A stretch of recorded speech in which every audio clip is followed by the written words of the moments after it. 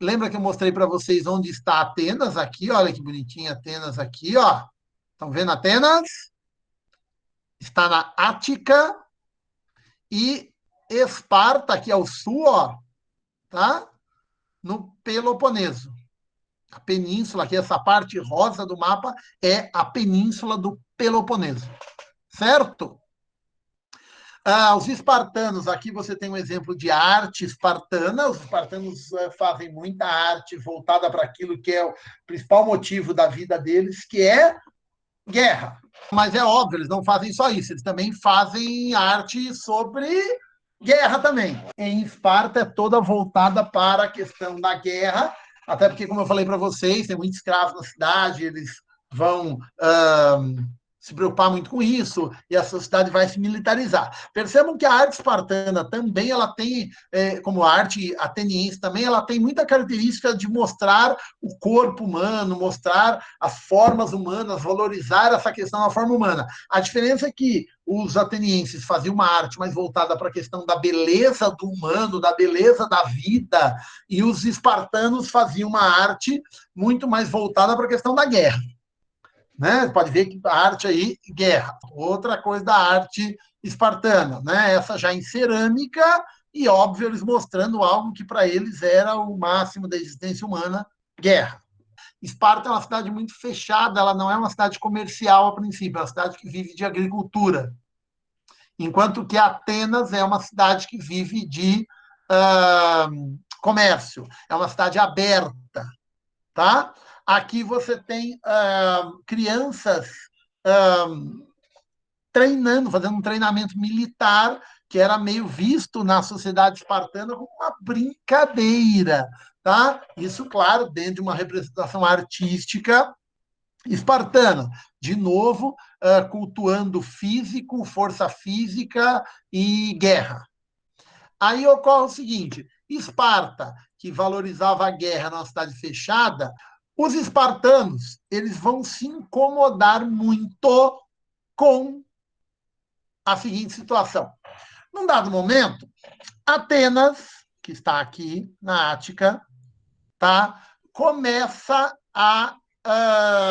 Lembra que a Grécia ela fez uma expansão. Então, ó, se você olhar nesse outro mapa que eu coloquei aqui, a Grécia Antiga ela vai fazer uma expansão que envolve essas áreas em azul. Antes da Grécia clássica, na Grécia arcaica, por exemplo, vamos lembrar, eles atingiram aqui ó, o sul da Itália, chamada Magna Grécia, o sul da França, tá? Certo? E aqui, ó, onde está Bizâncio.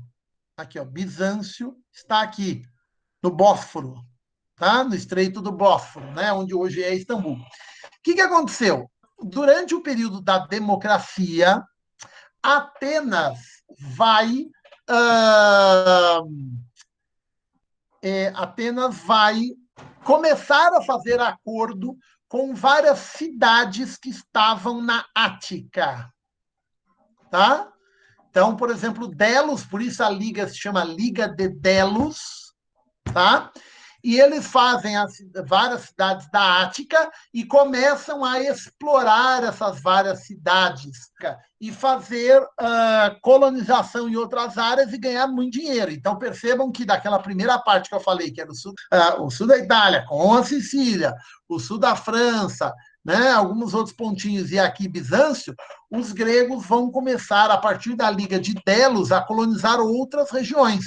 E eles vão ganhar muito dinheiro com isso. A Liga de Delos vai dar muito certo, o que deixou os espartanos muito bravos. Por quê? Porque Esparta não é uma democracia. Esparta não gosta da ideia de democracia. Esparta é uma sociedade militarizada que vê a organização política para os espartanos tem que ser uma aristocracia, os melhores no poder. Os espartanos pensam dessa maneira. A democracia não significa os melhores no poder, a democracia significa que você está distribuindo o poder. E aí é óbvio que os espartanos não gostaram dessa expansão econômica de Atenas e das cidades aliadas a Atenas. O que os espartanos vão fazer, então? Vão criar, vamos botar no outro mapinha aqui, a Liga do Peloponeso, tá? Para enfrentar comercialmente Atenas, certo? Ao mesmo tempo, vai ocorrer o seguinte, tá vendo aqui, ó, no cantinho do mapa aqui tem o Império Persa. O Império Persa vai atacar a Grécia, querendo conquistar essa região aqui, ó, tá? E aí isso vai dar origem às chamadas guerras médicas, tá? Guerras médicas, que são guerras de um exército gigantesco contra pequenas cidades-estado. Os persas atacam, decide, cada cidade-estado decide se vai entrar na guerra ou não, os espartanos ficam muito bravos, porque Atenas demora para entrar na guerra contra os persas, tá? E persas atacam, as cidades-estado acabam se unindo e vencem os persas, impedindo a dominação persa na Grécia. São as guerras médicas. Aí, tá bom, continua rolando aí a coisa, os gregos colonizam várias áreas, os espartanos ficam muito bravos e passam a colonizar algumas áreas também, para se confrontar com Atenas, e é óbvio que isso vai dar origem à guerra, certo? Isso vai dar origem a uma guerra, que é a Guerra do Peloponeso. Então, olhando este mapinha aí, você tem a Guerra do Peloponeso, tá? A guerra que é capitaneada de um lado por Atenas e do outro lado por Esparta. As duas cidades principais, colocá-las de novo aqui, ó. As duas cidades principais da Grécia, uma que vai fazer um crescimento econômico gigantesco, tá? Que é Atenas. A outra que, não querendo esse crescimento econômico gigantesco, faz uma liga comercial. Então, Atenas tem a Liga de Delos e Esparta tem a Liga do Peloponeso. As duas vão crescer economicamente, só que Atenas muito mais. E aí, vamos lá. O motivo principal da guerra, que o professor não havia falado ainda, para ver se alguém estava atento realmente à aula, um coleguinha salvou vocês, tá? É o seguinte. A Liga de Delos, aqui, Atenas faz parte, ela está muito rica num dado momento, muito rica, e ocorre o seguinte, essa liga, ela tem um tesouro muito grande, e as cidades que fazem parte da Liga de Delos, elas decidem guardar o tesouro em Atenas. Atenas pegou o tesouro, que era para ela guardar o tesouro da Liga de Delos. Liga de Delos, a liga que Atenas faz parte. E ela começou a usar esse tesouro para, dentro da Liga de Delos, influenciar outras cidades a se tornarem uma democracia. Ou seja, Atenas começou a expandir para outras cidades a ideia de uma democracia. Atenas era mais rica, tinha mais colônias, fazia comércio com mais gente. Era mais importante em termos de influência política. De repente, ela começou a usar tudo isso para influenciar outras regiões a se tornar uma democracia. E os espartanos odiavam a ideia de democracia. Quer dizer, os espartanos odiavam a ideia de que os pobres vão ter os mesmos direitos de decidir as coisas. Não, de forma alguma, eles eram aristocráticos. E aí você tem a guerra. Esparta vai perceber essa ação de Atenas e vai declarar guerra. E aí começa uma guerra de mais de 30 anos, que é a Guerra do Peloponeso. Essa guerra ocorre, então, de um lado, aqui você está vendo de marrom clarinho, né? Uma coisa assim. Todas essas regiões aqui, são cidades que ficaram do lado de Atenas. Atenas e seus aliados, inclusive aqui onde tem Delos, a Liga de Delos tem Atenas e seus aliados, tá? A Liga de Esparta com o Peloponeso, algumas regiões aqui está Tebas, ó, que é uma cidade importante também, é Tebas, e outras regiões mais ao norte. E aí já nós vamos entender isso. Uma guerra extremamente sanguinária, extremamente difícil para todos os lados, tá? Certo? Para montar soldados. Lembra que é um litoral extremamente recortado, para você poder atacar por terra, por você tem montanhas, por mar, você tem um litoral todo recortado para chegar até o outro lado, você tem um monte de ilhas, você tem um monte de desfiladeiros no meio, e é uma guerra muito sanguinária. Você tem vários momentos dessa guerra que você tem banhos de sangue gigantescos, um lado matando o outro, com vários relatos que mostram o mar coberto por sangue, assim, o mar ficando vermelho na região das batalhas estão ocorrendo, de tanta gente que vai morrendo. Várias cidades da região, podem ver, ó, aqui, né, você tem Olímpia, que está do lado de Esparta, você tem Tebas, que está aqui, que está do lado de Esparta, como você tem Delos, que está do lado de Atenas, e outras cidades, tá? Certo? Bizâncio fica do lado de Atenas, e todas essas outras regiões mandam barcos cheios de soldados para lutar, porque a luta principal está nessa região aqui, com Atenas atacando por aqui, ó, em vários momentos, e desembarcando aqui para atacar Esparta, e, ao contrário disso, Esparta, né, saindo pelo mar aqui, atacando Atenas, que é a cidade mais próxima do litoral, que é uma cidade comercial. Esparta é uma cidade mais voltada para pecuária e agricultura, principalmente agricultura. Os espartanos, os atenienses, muitas vezes saem por aqui, dão a volta e atacam por aqui, ó, para pegar Esparta pelo outro lado. Então, uma guerra extremamente difícil, os dois lados se desgastam muito e a vitória é espartana. Tomar cuidado e não falar, não, óbvio, Esparta é uma cidade voltada para a guerra, mas Atenas era muito forte, então não é muito óbvio que Esparta ia ganhar a guerra. Tanto é que Esparta está enfraquecida.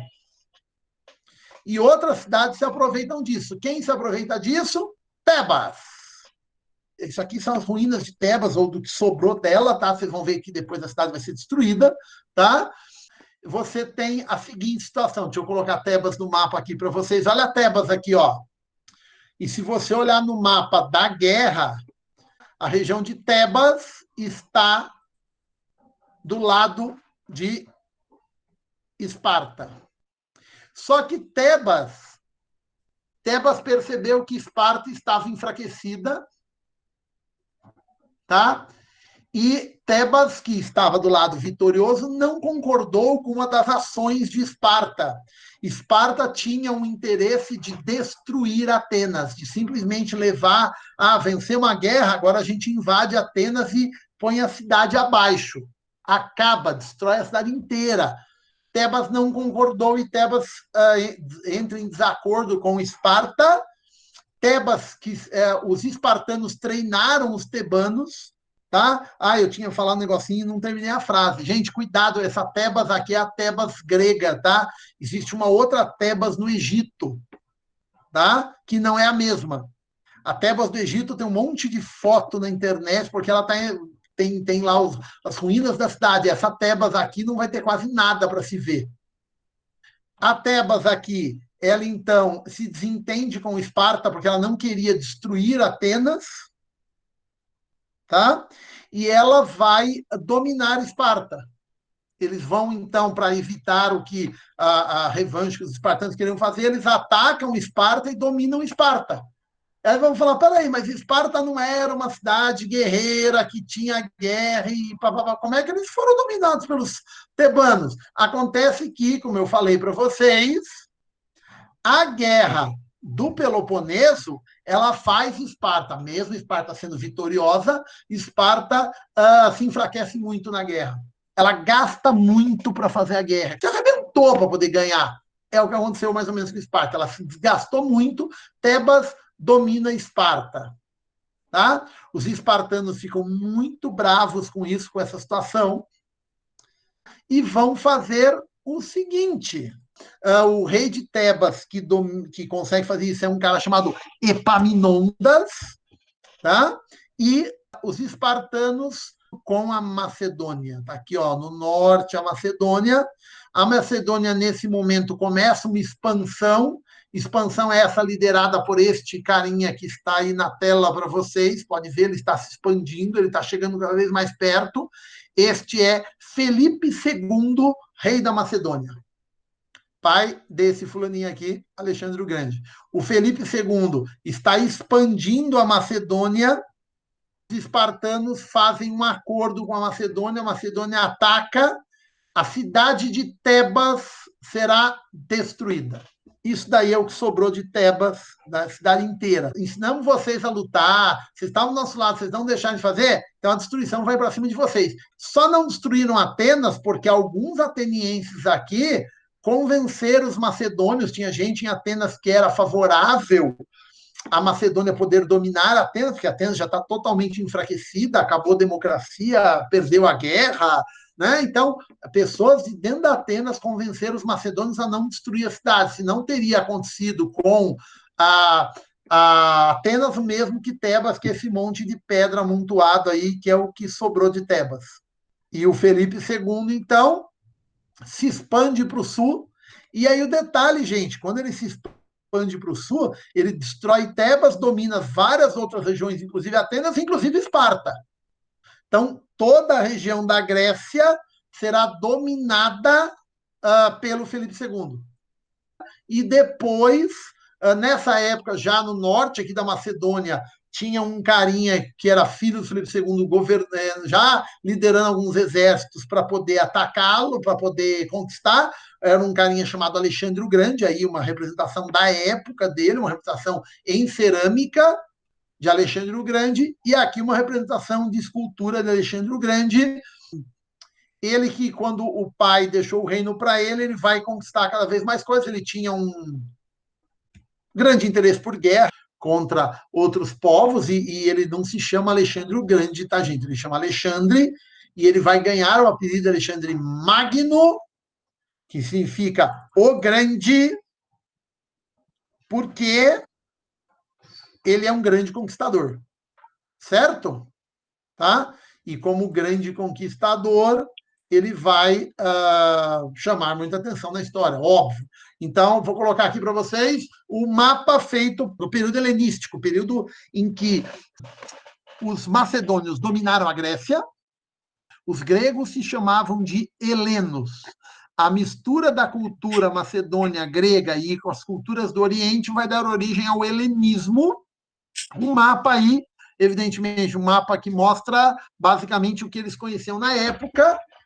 Aqui, ó, na nossa visão, o mapa, esta é a expansão máxima do Império Macedônico, grande pra caramba, né? Perceba que eles dominaram a Pérsia, tá aqui, ó. Dominaram todo o Império Persa. Então, isso daqui de vermelho é o caminho de Alexandre o Grande. Alexandre o Grande sai da Macedônia, isso a Grécia já está dominada, ó. Sai da Macedônia, batalha, luta aqui, avança, vai passando nas regiões, dominando as regiões, outra batalha aqui, tá? Até as datas das batalhas, então 334, 333, aí vem aqui, ó, vai para Mênfis, no Egito, né? E as regiões não tem batalha onde ele dominou sem precisar batalhar, então pode ver, vira império dele sem precisar batalha, ele volta, tá? Entra aqui, ó, tá entrando o Império Persa, outra batalha, Galgamela, 331 e vai. Aí a Mesopotâmia, a Babilônia, na verdade ele vem aqui, passa por tudo isso daqui, ó, domina várias regiões, na volta, vem aqui. Quando ele está aqui, ele pega uma doença, e aí ele voltando aqui, ele morre aqui, tá? Ele conquistou um grande território, mas não pôde governá-lo. Puta que cara azarado, né? Realmente, o cara meio azaradinho, porque ele não consegue governar esse gigantesco território que depois vai ficar para outras pessoas do Império Macedônio, porque ele não tem descendentes, antes que alguém pergunte, e depois será dominado por Roma. Isso aqui é 323, em 146 a.C., isso aqui é tudo antes de Cristo, né? Roma domina o Império Macedônio e vai começar a dominar várias regiões, inclusive o Egito é 146, as outras regiões vêm um pouco depois, tá? Felipe II. Então, paga tributo, obedece Felipe II. Depois, Alexandre o Grande.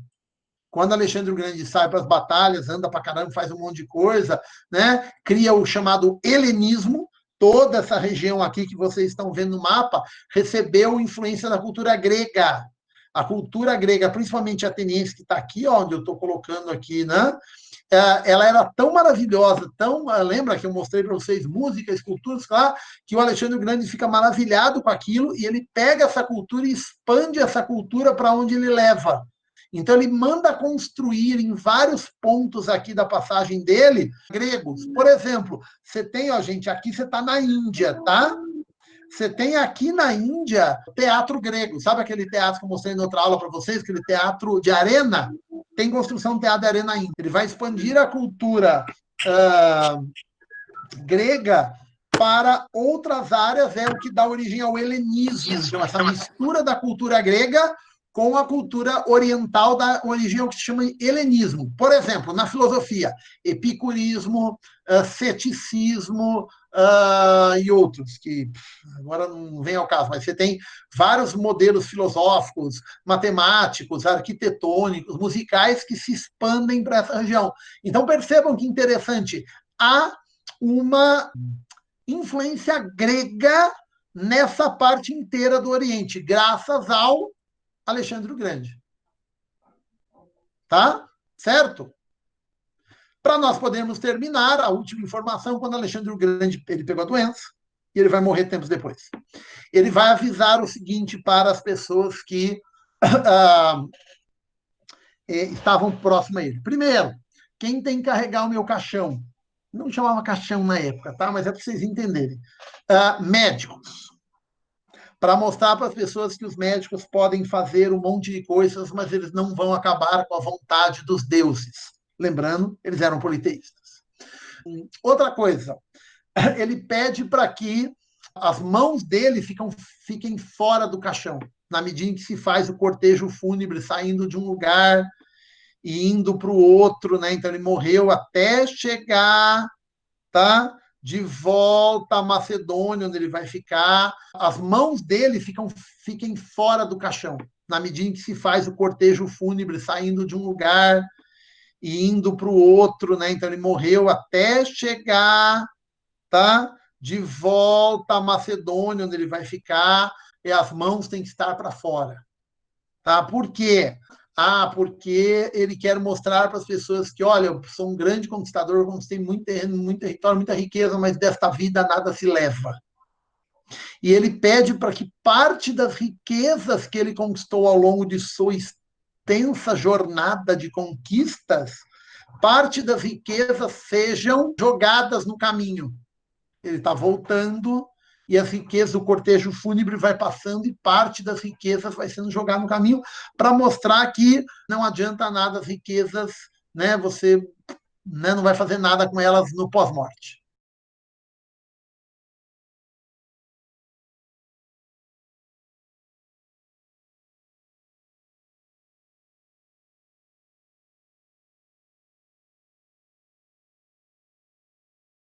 Ela já vinha sentindo uma série de vícios, os chamados vícios da democracia. Então, por exemplo, pessoas que eram hipócritas, que falavam uma coisa e defendiam, no fundo, outra. Pessoas que usavam discursos extremamente bonitos para falar e nunca falavam nada. Pessoas que ficavam enrolando e não avançavam nas suas discussões. Isso cansava as pessoas nas assembleias. Pessoas que eram demagogos. O que é o demagogo? Né? O demagogo é o cara que ele sempre se diz estar ao lado do povo, mas todas as votações ele vota contra os interesses do povo e depois ele arranja alguma justificativa de que não, mas isso é melhor para o povo que eu votei, né? Então é um demagogo, ele faz um papel de estar ao lado do povo e depois aprova coisas, ajuda a aprovar coisas que são contra o povo. A política brasileira tem bastante demagogo, hipócritas, gente que gosta de falar bonito, mas não tem nada para falar. Quer dizer, na sociedade brasileira tem muito disso e a democracia brasileira, a sociedade brasileira acaba refletindo isso muitas vezes, certo? Então, a democracia caiu no fim da Guerra do Peloponeso. Depois do resto todo, Atenas já não é mais uma democracia. Por exemplo, dominada pela Macedônia. Ela tem que obedecer